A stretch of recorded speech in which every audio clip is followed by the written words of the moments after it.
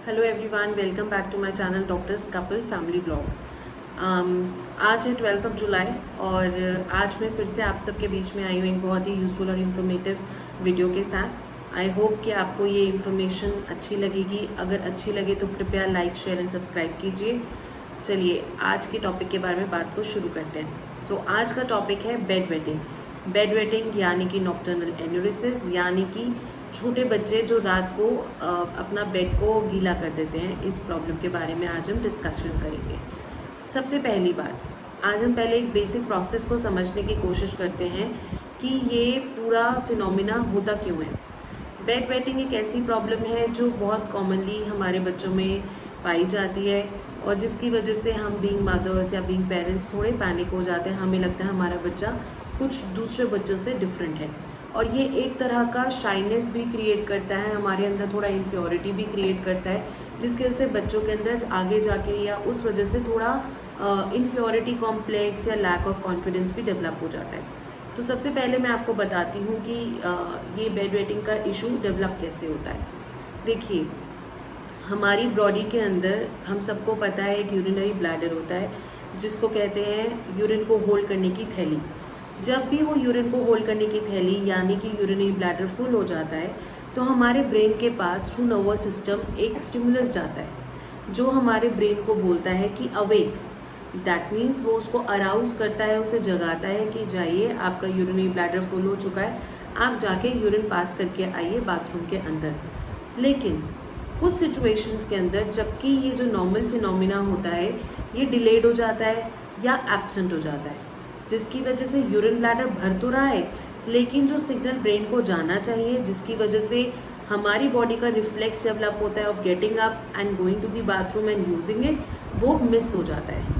इस साइकिल में इस ब्रेकेज की वजह से बेड वेटिंग का इशू हमारे बच्चों को हो जाता है।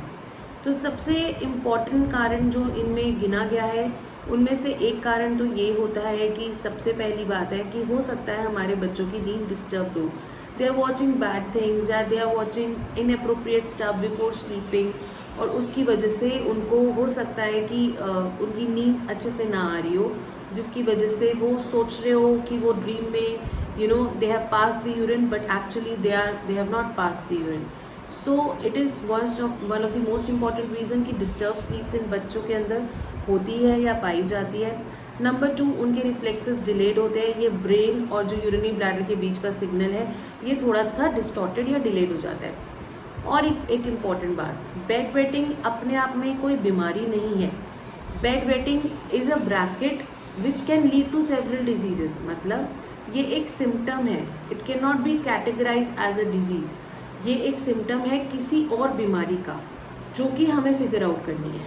ठीक है, तो हमें सबसे पहले ये आइडेंटिफाई करना होता है कि हमारे बच्चे को वो प्रॉब्लम क्यों डेवलप हो रही है। अमूमन ये भी देखा गया है कि जो बच्चों के डिलेड डेवलपमेंट होती है, मतलब जो थोड़े से चलने बोलने और ये जो बेसिक हमारे माइलस्टोन्स होते हैं जिनको वो चीज़ों के अंदर नॉर्मल प्रोसेसेस के अंदर समय लगा हो, उन बच्चों के अंदर भी बेड वेटिंग की इश्यूज़ को ज़्यादातर देखा गया है। अब हम बात करते हैं कि अगर बेड वेटिंग का इशू हमारे बच्चे को तो है तो हमें उसके लिए क्या डेली रूटीन या क्या बेसिक टिप्स यूज़ कर सकते हैं जिससे ये हमारे बच्चे के अंदर होना कम हो जाए। सबसे मोस्ट इम्पॉर्टेंट और सबसे पहली चीज़, हमें हमारे बच्चे को डांटना यानी कि धमकाना या उसके ऊपर गुस्सा करके अग्रेशन करके उसको इस चीज़ के बारे में टॉन्टिंग या इन सारी चीज़ों से बचना है। हमें हमारे बच्चे को इस बारे में लेके बारी बारी टोकना या बारी बारी उसे धमकाना या डांटने की नहीं प्रैक्टिस करनी। बजाय इसके हम हमारे बच्चों को बिठा के उनसे काउंसलिंग करके उनसे प्यार से बात करके उन्हें इस टॉपिक के बारे में एजुकेट कर सकते हैं। हम उनसे पूछ सकते हैं कि बेटा क्या प्रॉब्लम है, क्यों ऐसा हो रहा है, क्या आपको फील होता है, and all these things, so that वो कंफर्टेबल लगे। क्योंकि जैसे कि मैंने आपको बिगनिंग ऑफ वीडियो में बताया कि ऐसे बच्चों को जनरली दूसरे बच्चों से थोड़ा सा इन्फ्योरिटी कॉम्प्लेक्स डेवलप हो जाता है। तो कहीं ये ना हो कि अभी की ये जो प्रॉब्लम है उसकी वजह से हम लेटर स्टेज तक सिर्फ स्ट्रगल करवाते रहें अपने बच्चे को। तो सबसे मोस्ट इम्पॉर्टेंट चीज़, अपने बच्चों को डांटे नहीं, अपने बच्चों के साथ थोड़ा सिंपैथाइजिंग तरीके से थोड़े प्यार से बात करके इस चीज़ को हल करने की कोशिश कीजिए। नंबर 2, मेक श्योर कि जब आपका बच्चा सो रहा है उससे 2 घंटे पहले वो लिक्विड फॉर्म की चीज़ों को ना खाए, यानी कि पानी का सेवन कम करे, दूध जैसी चीज़ों को कम पिए, या फिर अगर उसको खाना भी खिला रहे हैं आप तो उसको भी एटलीस्ट 2 आवर्स पहले सोने से इतने देर का गैप आपको मेंटेन रखना है। नंबर 3, बच्चा जब सोने जा रहा है उससे पहले आपको उसे एक बार नेचर्स कॉल के लिए ज़रूर भेजना है, इर्रिस्पेक्टिव ऑफ द फैक्ट कि वो बोल रहा है कि नहीं I am not feeling the urge या मुझे नहीं जाना। आप उनको इंसिस्ट कीजिए, प्यार से बात कीजिए और उन्हें कहिए कि आप एक बार वॉशरूम यूज़ करके आएँ।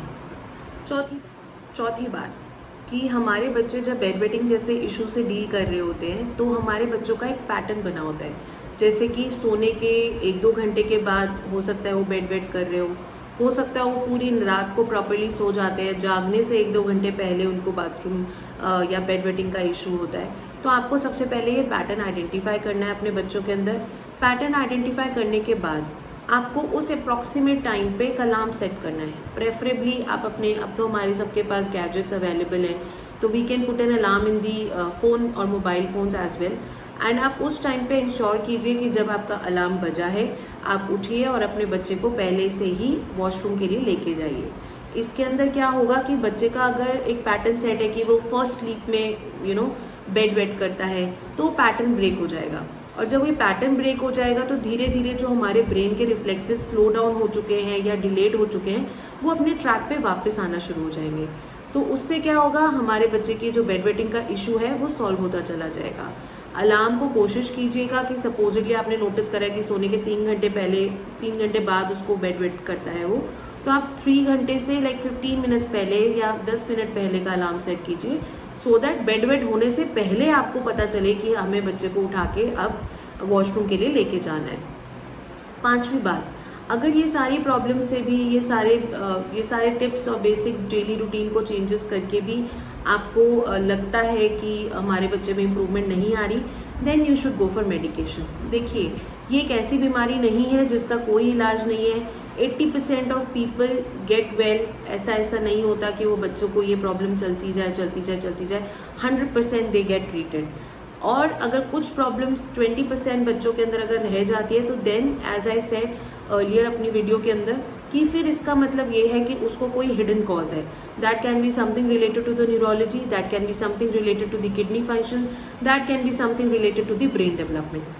तो 80% जनरेशन, 80% पॉपुलेशन ठीक हो जाती है with basic medications and these basic tips.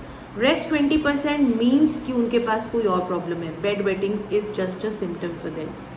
अब हम बात कर लेते हैं कुछ होम्योपैथिक मेडिसिन के बारे में जिन्होंने बहुत सक्सेसफुली ऐसे पेशेंट्स को ट्रीट करा है जिन मेडिसिन की हेल्प से। सबसे पहली और इम्पॉर्टेंट मेडिसिन आती है सिना मेडिसिन को हम 30 या 200 पोटेंसी में यूज़ कर सकते हैं। इसका सेवन 2 बूंदे सुबह, 2 बूंदे शाम और 2 बूंदे रात को कर सकते हैं। Specially when the child is about to sleep, उससे पहले उसकी 2 बूंदों का सेवन कराइए। दूसरी इंपॉर्टेंट ड्रग होती है सीपिया अगेन इन 30 और 200 पोटेंसी। इसकी भी 2 बूंदे सुबह, 2 बूंदे शाम, 2 बूंदे रात को। इसके अलावा एक मदर टिंचर आता है जिसका नाम होता है एक्विजिटम। इस मदर टिंचर को आप 10 बूंदे दे सकते हैं बच्चे को सोने से पहले। ये सारी दवाइयाँ ऐसी दवाइयाँ हैं जो बहुत जनरलाइज्ड हैं, लेकिन हर पेशेंट, जैसे कि होम्योपैथी में हम जानते हैं, हर पेशेंट एक इंडिविजुअल होता है। उसकी ट्रीटमेंट के लिए कुछ स्पेसिफिक सेट ऑफ सिम्टम्स होते हैं जिसके लिए एक स्पेसिफिक सेट ऑफ मेडिसिन होती हैं। सारी दवाइयाँ सारे पेशेंट्स के ऊपर असरदार नहीं होती, तो कृपया कभी भी कोई भी होम्योपैथिक मेडिसिन लेने से पहले होम्योपैथिक कंसल्टेशन के लिए ज़रूर जाएं और किसी होम्योपैथिक कंसल्टेशन के थ्रू ही कोई मेडिसिन लें। इस वहम में या इस मिथ में ना रहिए कि homeopathic medicine are side effect free, तो हम उसको कैसे भी यूज़ कर सकते हैं। Non judicious use of any medicine is very harmful and very dangerous. So अगर आपको ये मेरी इन्फॉर्मेशन या मेरी दी हुई ये वीडियो पसंद आई हो तो please like, share and subscribe कीजिए। इसको ज़्यादा से ज़्यादा लोगों के साथ शेयर कीजिए जिससे नॉर्मल लोगों की हेल्प हो सके। और अगर आप मुझसे पर्सनलाइज कंसल्टेशन लेना चाहते हैं तो मेरे कॉन्टैक्ट डिटेल्स डिस्क्रिप्शन बॉक्स के अंदर है, आप उनसे बात कर सकते हैं और मेरी टीम आपको ज़रूर सपोर्ट करेगी। Till then stay safe, stay healthy. मिलते हैं दोबारा एक नई इन्फॉर्मेटिव वीडियो के साथ।